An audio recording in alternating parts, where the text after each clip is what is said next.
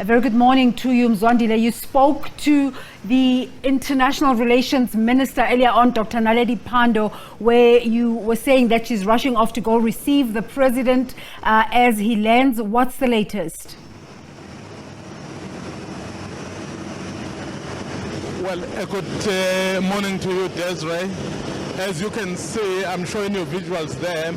Inkwazi has just landed. Inkwazi is the official plane that carries the President of South Africa. It has just landed officially. The state visit to the United Kingdom begins. This is how it's done. So, you know, he was invited by the new king, the British monarch. He is the first foreign leader be visited to the state visit. And what is interesting actually about the state visits, particularly here in UK, is that the king, remember for the longest time it used to be the queen, they only invite 2 foreign leaders per year. So just imagine the new king decides that South Africa will be first leader to be invited. The president is here, so he is basically honoring that state visit. But it's not so much about pomp and ceremony. That is important in terms of cementing relations, Desiree. But the important issue, the president left South Africa, and you guys are currently, or in the next few hours, will be experiencing load shedding stage 5. So these are the issues when the president goes around the country needs to look at. So what sort of sources of alternative energy do we need to be able to deal with those situations? So our economy is not in the best shape at the moment. So what agreements are being struck? So he is here, as you have said, to advance the interests of South Africa. But because South Africa does not only play a domestic role, it also has a role on the African continent. So it is the leader, it is the gateway. So I know that people tend to argue in terms of who's the largest economy. The fact of the matter, Desiree, is that South Africa remains the most industrialized economy. It remains the economy with the most infrastructure. So it is the most accessible. So whoever wants to do business with the African continent and perhaps wants to get or to hit the ground running, South Africa is definitely the place to go to. But of course, other countries are not standing by. You can see now the president will soon be disembarking, as I've indicated. Yes, Desiree? I was saying it's interesting what you were saying about it usually being about the Queen, and now it's about the King. The Formula One, the British Formula One, was saying the other time that it was such a such a cause of confusion that people were used to saying God save the Queen, and now they have to say God save the King. Mzwai, what is the difference between your normal state visit and a royal state visit? Separate between the king and the prime minister. This is the difference. Let's first start, Desiree, by explaining what a state visit is. A state visit is undertaken by a head of state. For example, in South Africa, we have a head of state in the form of the president. But in a country like United Kingdom, a head of state is separate from the head of government. The head of state is the most senior, but in this country, which is UK, he is more ceremonial. So the prime minister is the head of government, is the person who's responsible for the day-to-day running of government. So it's different. So in South Africa, for example, President Ramaphosa is both the head of state and head of government, but it's different here. So if you get invited by the king, that it means you have been invited by the highest person in that country. But in terms of the actual business, so that is the prime minister that gets down to business. So that's how this differ. I know some people tend to confuse them. So if, for example, the president was only coming to meet Rishi Sunak, the new British prime minister, it would have been called the official visit, because the state would not have been involved, because the king would not have played a role. Just speak to the footage for us as we have. Please just speak to the footage for us as we have our conversation. What's happening as we speak?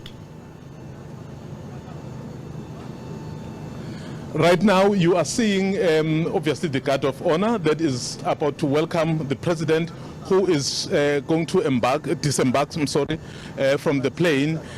You are seeing the High Commissioner to this country, Kingsley Mamabolo. We did speak to him yesterday, who also underscored the importance of this country. So he will be disembarking, and then once he disembarks, so they will be welcoming him. I don't know what is it that you are seeing in terms of your shots there, but the High Commissioner is already standing there together with the Guard of Honor and the Minister of International Relations, Derko. Remember, the minister is the most important minister on these kinds of occasions, because our relations with any other country is through the Foreign Affairs Minister. Of course, the president remains the highest point of contact. So that's what you are seeing now. So they are just finalizing to make sure that everything is in order, the steps that will get him out. And then obviously even on the back, it's not on your picture yet, so to get the support staff that he's traveling with. And of course, Desiree, he will be ferried by a very stylish or old or British-made Bentley. You know, people will remember during the funeral of the late Queen seeing those Bentleys. So I think it's similar to one of those Bentleys that you were seeing. Of course, this country, this car is manufactured here. I'm sure Britain would also want to showcase its best. Of course, the UK has mastered the art of identity preservation and marketing, and we could learn a thing or two there, I imagine. Mzwai, this visit goes on until Wednesday. The presidency says only on Tuesday will President Ramaphosa be officially welcomed by His Majesty the King Charles III at a ceremony at Buckingham Palace. Yeah. What's the program for today? All right. As I've said, the arrival of the president does indicate that the state visit is commencing.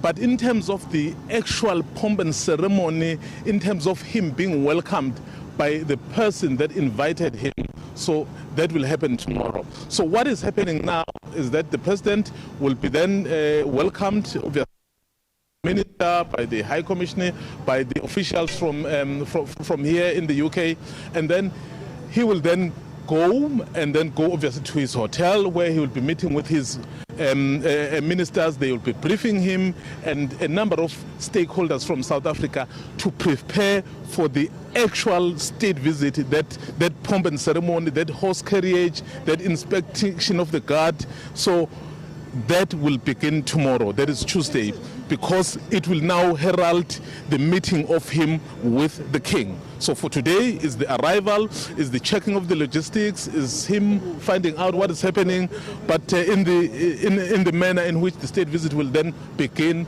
that will be tomorrow. So although this is a royal state visit, the president will still go to number 10 Downing Street to meet new Prime Minister Rishi Sunak. What are we expecting in terms of that interaction and engagement? Yes. I think you're using the word royal because UK is obviously the head of state is the king. But it is at the highest level, it is the state visit. So what will happen is that after meeting with the king tomorrow, and then in all that pageantry, in all that pomp and ceremony, he will then go to Parliament, which is quite important. Some of the things that we hadn't said is that the Parliament will also address the joint houses of Parliament here in UK. And that is quite significant because that tells you how important or how they view South Africa.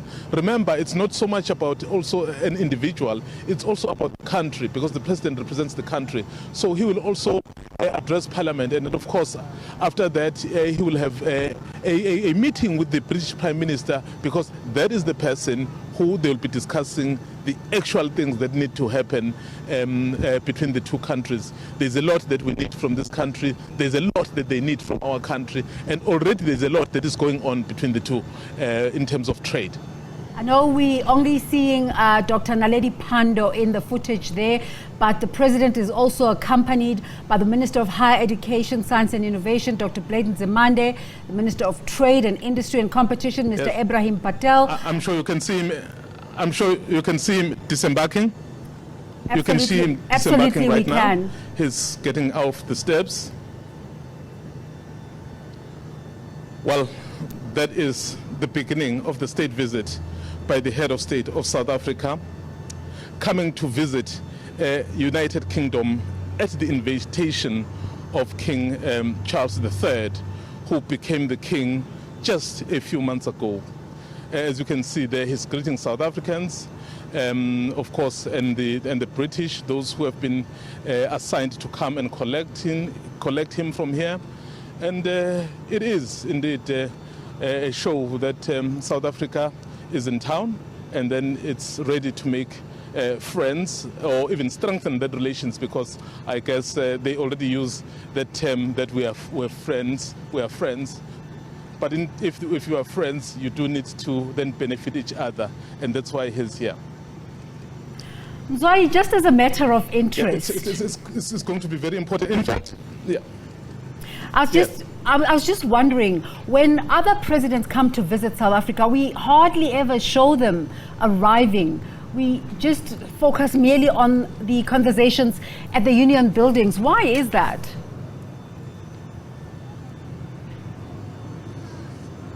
Well, the countries do their things quite differently. So it depends how the country wants to receive a foreign leader, and that's how they have done it here in UK, Desiree.